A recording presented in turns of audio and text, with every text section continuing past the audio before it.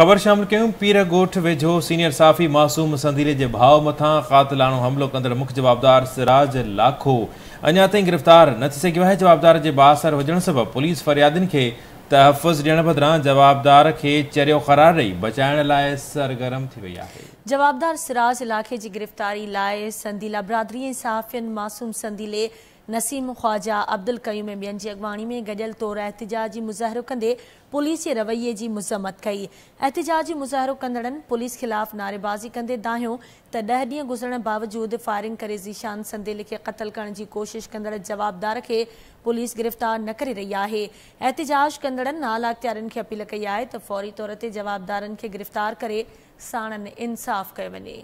असां FIR भी कटराईसीं पर जीअं त उन जवाबदार जी सियासी पुश्तपनाही आहे ऐं पंहिंजो शहर जो कारोबारी आहे, तंहिंजे करे उनखे बचाइण जे लाइ धुरियूं सरगर्म आहिनि।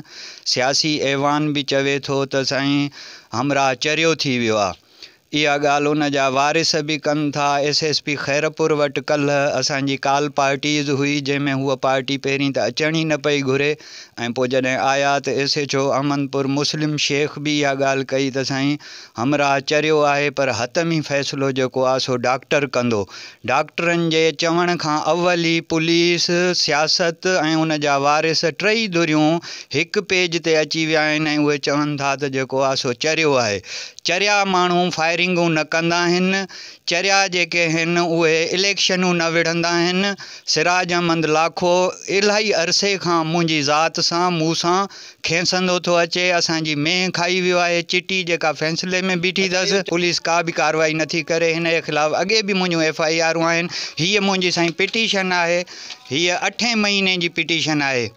8 महीने में मां हिन खे सिराज खे उन जो भाउ ज़हीर आहे, कुझु हुन जा ॿिया साथारी हिन 10 जवाबदारनि जे ख़िलाफ़ हीअ मां पिटीशन कराई आहे। हिन महिल ताईं SSP खैरपुर मूंखे घुराए तहफ़्फ़ुज़ न ॾिनो आहे। मुंहिंजे भाउ खे हो साईं मारे चुको आहे। हुन 4-5 फ़ैर कया आहिनि। असां उहे खोल थाणे ते जमा कराया आहिनि पर तंहिंजे बावजूदि माना असांजी का बि मालिकी नथी कई वञे। मां एडिशनल IG साहब खे बि हीउ मामिलो ॾसियो हो।